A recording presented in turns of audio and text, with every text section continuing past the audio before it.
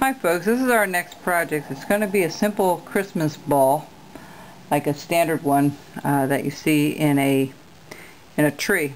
And you actually can do the same thing as what we did with the pumpkin. You can actually cut out two. The most important thing, that I cut most of this off with a bandsaw. If you don't have a bandsaw, it doesn't matter. This is really meant for people that are just starting to carve, to learn how to use your knife. And it's just a very simple project. So there's a lot you can do with it. I was thinking it over the other day, and I thought, you know, if you just make the Christmas ball with the little ornament hanger on the top, like the little eye bolt, you can do all kinds of designs in the ball itself. You can do a little, you can do chip carving in it. You can do a number of things. So this is what we're going to do. What you need to do is you need to get a piece of wood that's exactly square. This is 1.5 inches by 1.5 inches, okay, on all sides. So whatever the squareness is here is what you need here. So this needs to be exactly square, and then whatever this depth is the depth, how wide you make it or how tall you make it. You want that block to be absolutely square. This will also teach you how to round things. I often round things by a couple ways. I'm going to show you. I'm going to do both of these at the same time. This one was cut on a bandsaw. What I did was, after I cut my block out on a bandsaw, I went ahead and put the corners out, you know, made a circle, and did this side and the other side, and then went ahead and cut it. So really, you can make this any size you want. I'm doing it small enough so I can do it in the camera that you can see it and see what's going on. Okay, so here we go. We're going to take our knife. I'm going to use a different knife today, and what I'm going to do is I'm just going to round off the edges first.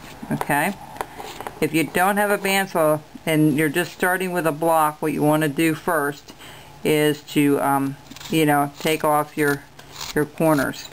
Okay, and it's a good idea, if you're going to do it that way, to put a center line in the middle. And how I measure is putting my finger against it, taking my pencil and letting it glide along the side here. Then I turn it to the other side and see if I have it right in the middle. See, I do. I have it right in the middle. If it's not, you just adjust it a bit. See, my finger is guiding where that should be. And that will give me my center all the way. Well, that looks a little off. Let's see. Yeah, no, that's right. All the way around. So I'm going to do some of this online. I'll show you the procedure I'm going to take with this. And a lot of you were happy with that cat, I could tell. That's in its entirety is up on YouTube. If you're interested in doing that cat, that's fine. Okay, same thing here. We're gonna, whatever this depth is right here, this is how far we should go here as well. We can only put a little line there because we don't have, our finger will go around the corner. Okay, so we're going to leave that the same, and we'll measure it up a little bit on each one. I did make it a little bit wet with that rubbing alcohol and water, just to make it a little bit easier for me to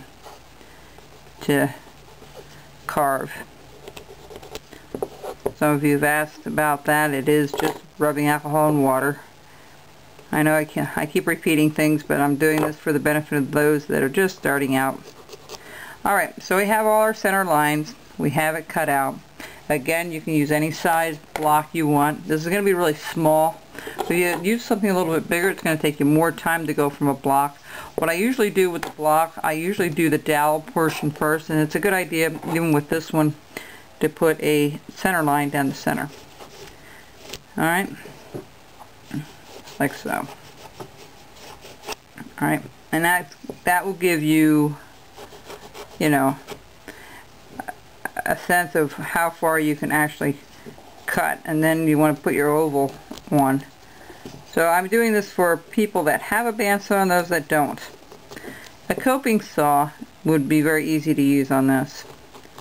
So if you don't want to hack it all out with just a knife, you can go ahead and you know, use a coping saw. So what I do is I just leave about 1/4 of an inch, well, I'm sorry, a little bit better to add a little bit more than not enough. I put 1/2 an inch on top. And so you can start with a bandsaw piece like this, or you can start just with a block with this portion cut out on a bandsaw if you have it, or a coping saw. You can do this by hand if you want, but it'd be it would be time consuming. So if you can get a coping saw, you can buy it at any Home Depot or Lowe's or whatever's near to you. Most people, if they're woodworking, they already have one. Alright, so what we're going to do is we're just going to, I always start with a dowel. And what do I mean by a dowel? I try to get it in the shape of a dowel. I try to get my sides down to where I need them to be first. I don't go from here over trying, because you first have to get this rounded. We got this portion, the sides view rounded, but we need to get it from the bottom rounded. Alright?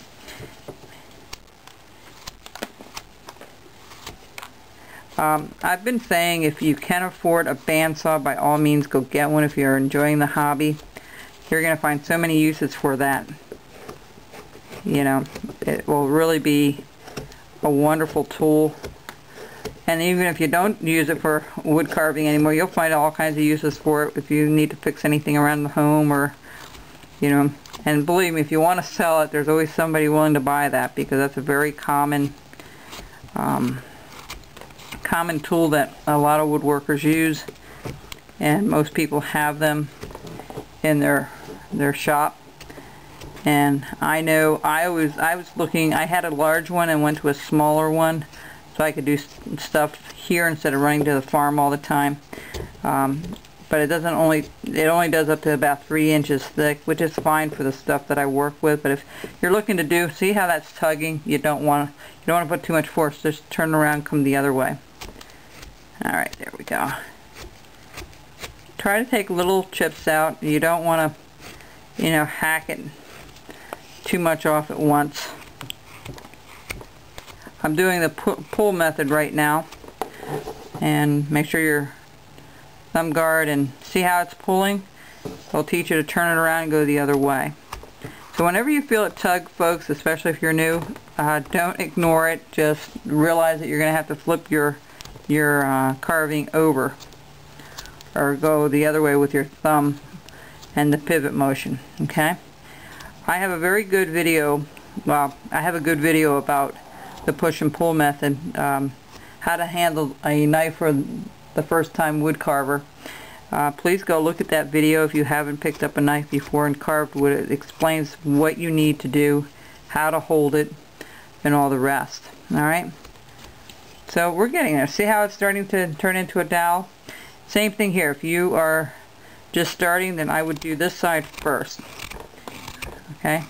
And while I'm offline, I'm going to try to get up the speed. I'm going to do all 4 sides to a dowel shape. And then I'll show you how to shape it from the top. Okay?